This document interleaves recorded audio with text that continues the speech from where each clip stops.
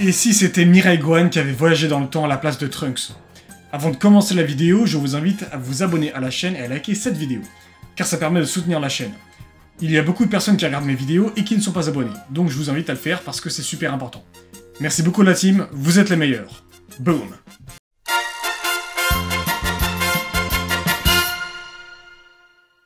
Gohan accepte la demande de Trunks. Ils vont combattre à nouveau les cyborgs, mais cette fois, cela ne se déroule pas comme prévu. Gohan ne parvient pas à sauver Trunks des coups brutaux des cyborgs.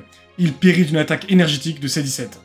Ah mince alors, le Super Saiyan voulait faire le héros. Voilà ce qui se passe quand on se prend pour quelqu'un qu'on n'est pas. N'est-ce pas, Gohan? Ça reste entre nous, mais... tu as failli avoir C-18 à un moment. C'est vrai que sur ce coup-là, tu me fais peur. Ton ami Trunks n'a malheureusement pas fait long feu avec elle. Heureusement que je suis intervenu quand même, tu imagines? C-18, tu dois vraiment prendre ton combat au sérieux la prochaine fois. Enfin, s'il y a une prochaine fois. Gohan serre les poings, mais sait qu'il n'est pas de taille face aux cyborgs. C-17 ricane, avant d'envoyer une nouvelle boule énergétique vers Gohan qui l'évite de justesse. Gohan arrive à s'échapper jusqu'à la Capsule Corporation. Les cyborgs se contentent de tout dévasser sur leur passage, avant de faire du shopping. C-18 a besoin d'une nouvelle tenue car malgré sa supériorité écrasante, Gohan a quand même mené une belle prestation face à elle. Bulma a finalisé la machine à voyager dans le temps. Gohan la règle pour arriver bien avant le drame. Dans la trame principale, Mecha Freezer et le roi Cold apparaissent, mais sont interrompus par Mirai Gohan. Freezer pense d'abord à Son Goku, mais Gohan annonce qu'il est son fils. Freezer se met à rigoler, mais Gohan se transforme en Super Saiyan. Freezer remarque qu'il a les mêmes yeux que son père, les yeux du Super Saiyan. Mecha Freezer, confiant, se dirige à toute vitesse vers Mirai Gohan. Le Saiyan ne tourne pas autour du pot. Il détruit Mecha Freezer en envoyant Masenko. Le roi Cold connaît le même sort. Tous les héros présents sur place remarquent l'immense puissance que dégage ce nouveau Super Saiyan. Gohan du présent dit que sa puissance est supérieure à celle de son père, sur Namek. Quelques minutes plus tard, Goku apparaît. Il voit Mirai Gohan. Celui-ci se présente, mais Goku pense à une farce. Il décide de faire un combat contre lui. Goku est quand même bien trop fort pour lui, il le maîtrise aisément. Mirai Gohan dit qu'il vient du futur, qu'il a fait un bond de 20 ans dans le passé. Très curieux, Goku demande les détails. Sans filtre, Gohan dit que tous les héros ont été vaincus par des cyborgs dotés d'une puissance extraordinaire. Il dit aussi que son père a été touché d'une mystérieuse maladie au cœur, et n'a pas pu affronter les cyborgs comme il devait le faire.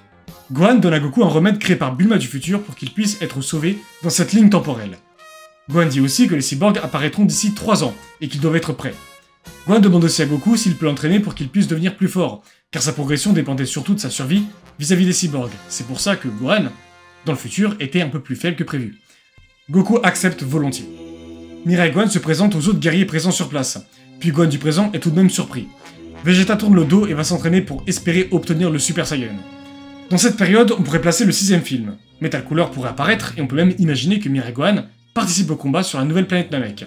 Si ce film a lieu, alors tous les héros devraient être légèrement plus forts que les héros de l'histoire principale, car ils ont bénéficié de Zenkai dû au combat avec les robots de Metal Cooler. Le jour arrive. C-19 et C-20 apparaissent. Dès que Mirai Gohan les rencontre, il remarque immédiatement que c'est étrange, car il ne les connaît pas. Il dit aux héros qu'ils ne ressemblent pas du tout à ceux qui sèment le chaos dans son monde. Comme dans l'histoire principale, Goku tombe malade lors de son combat avec C-19. Krillin le ramène chez lui. Vegeta apparaît en Super Saiyan et déglingue C-19, tandis que Mirai Gohan apparaît derrière C-20 et le pulvérise d'une boule énergétique. Après leur victoire, il se dirige vers le laboratoire du Dr Gero. Il voit que les emplacements numéros 16, 17 et 18 sont scellés. C'est là que Mirai Gohan se rend compte que les cyborgs qui ont ravagé son monde sont désactivés. Il est très soulagé. Alors qu'ils partaient tous, Krillin remarque un détail très étrange.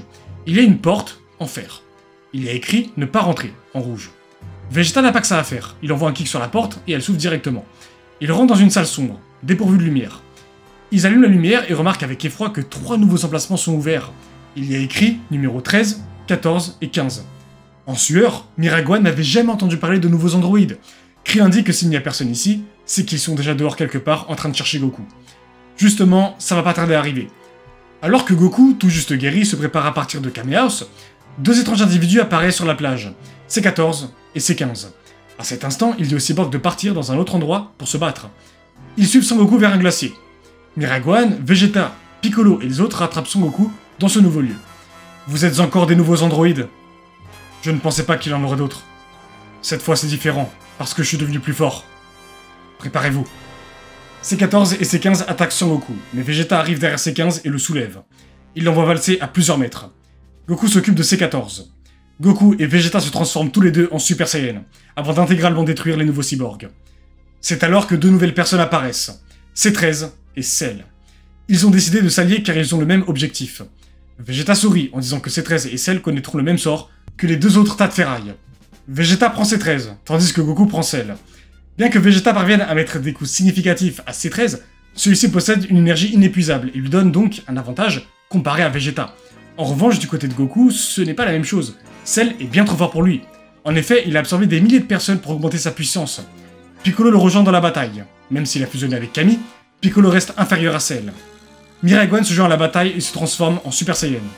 Il parvient à vaincre C13 grâce à Vegeta, mais il reste Cell, et lui est bien trop coriace pour eux. C'est alors que Goku a une idée, faire un Genkidama. Piccolo, Mirai Gohan, Vegeta, Gohan du présent ainsi que Krillin se font tous démonter par Cell. Goku parvient à faire son Genkidama, mais à la place, il l'absorbe. Il mélange la transformation du Super Saiyan avec l'énergie du Genkidama, ce qui donne le Super Saiyan Genkidama. Cell recule et se met désormais sur ses gardes.